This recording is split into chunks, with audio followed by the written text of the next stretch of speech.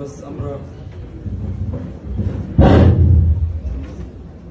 খুব সংক্ষেপে আমাদের কথাগুলো শেষ করে দিচ্ছি। এতক্ষণে আমি এই বিষয়টা উপস্থাপন করতে চেয়েছিলাম যে আসলে ছাত্রদের অবদান অনেক রয়েছে, সেগুলো ইতিহাস থেকে আমরা আরো ভালোভাবে জেনে নিতে পারবো। কিন্তু ধর্মীয় পরিমণ্ডল থেকে আমরা যারা কাজ করছি, আমাদের শক্তির উৎস অন্য জায়গায়। তারুণ্য বাস এটা আমাদের সহায়ক, আমাদের চেতনাবোধ এটা আমাদের জন্য সহায়ক, আমাদের ইতিহাস থেকে শিক্ষা গ্রহণ এটা আমাদের জন্য সহায়ক। তবে আমাদের শক্তির মূল উৎসটা অন্য জায়গাতে। বাস এই কথাটাই এক মিনিটে বলে বিশেষ করছি। আমাদের ফোকাস বা আমাদের চিন্তার কেন্দ্রবিন্দুটা যদি অন্যদের মতো হয়ে যায়, তবে আমরা ভিন্ন কি করে হলাম, আমরা অনন্য কি করে হলাম। আমাদের শক্তির মূল উৎস হবে কোন জায়গাতে, যেটা খুব সহজে বলা যায়, কানু রুহবানান বিল্লাইল ওয়া ফুরসানান বিন-নাহার। রুহবান বিল্লাইল আর রুহবানিয়াত লা রুহবানিয়াত ফিল ইসলাম, সেটা এটার সাথে কোনো তাজাদ নাই। তাজাদ কেমন নেই সেটা ভিন্ন আলোচ্য বিষয়। কানু রুহবানান বিল্লাইল ওয়া ফুরসানান বিন-নাহার, আমরা ফুরসান বিন-নাহার হব, তবে সার্থক ফুরসান তখন হব যখন রুহবান বিল্লাইল আমার ভিতরে পাওয়া যাবে। হযরত সাহাবায়ে কেরামের জীবনী যদি আমরা ঠিক এই পয়েন্টে তালাশ করি, কি দেখতে পাই? কানু রুহবানান বিল্লাইল ওয়া ফুরসানান ফিন-নাহার ওয়া লা ইয়াবিতুনা বিল-লাইলি লা ইয়াহজাউনা ইল্লা কালিলা। আল্লাহ তাআলা কোরআনে এই কথাটাকে অন্যভাবে বলেছেন, কানু কালিলাম মিনাল-লাইলি মা ইয়াহজাউন, খুব কম ঘুমায়। হাজা বিমানা নামা লাইলান, হাজা হুজুআন নামা লাইলান, কানু কালিলাম মিনাল-লাইলি মা ইয়াহজাউন, রাতে খুব কম ঘুমায়। কম ঘুমিয়ে কে ফেসবুক টিপে, কম ঘুমিয়ে কে ইউটিউবিং করে, কম ঘুমিয়ে কে চোখ নষ্ট করে, মোটেই না।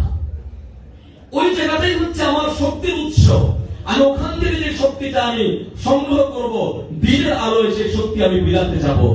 হযরত সাহাবায়ে কেরামের আওসাফ বর্ণনা করতে গিয়ে আরো বলা হয়েছে, দুমুউহুম তাহমুলু ওয়া দুমুউহুম তাহমুলু আলা খুদুইহিম মিন খাশিয়াতিল্লাহ ওয়া ফিন নাহারি ইয়ানতালিকুনা বিআসলিহাতিহিম। যদি দুমুউহুম তাহমুলু আলা খুদুইহিম না হয়, তাহলে তো আমরা রাতের বেলায় এই শক্তিটা অর্জন করতে পারলাম না, যে শক্তি দিয়ে দিনের আলোয় আমি আলো ছড়াতে পারবো। এই জন্য প্রিয় ভাইরা, যারা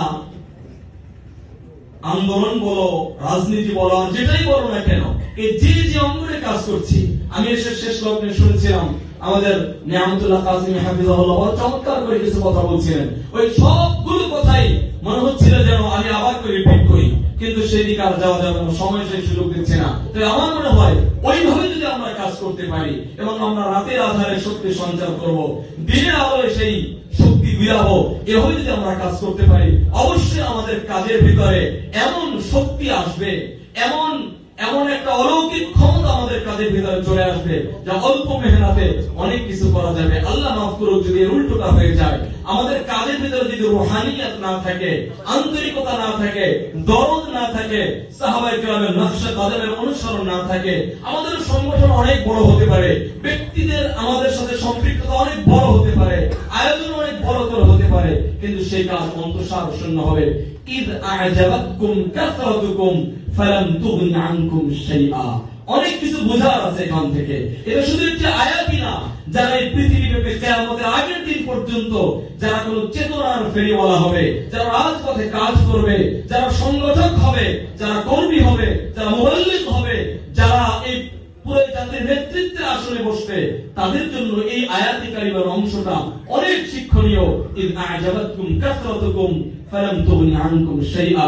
আল্লাহ তাআলা এই আয়াতের আবেদনকে আমাদের অন্তরে ধারণ করে সাংগঠনিক সব ধরনের কাজে আরো বেশি আন্তরিকতার সাথে অগ্রসর হওয়ার তৌফিক দান করুন। আমিন। আসসালামু আলাইকুম ওয়া রাহমাতুল্লাহ।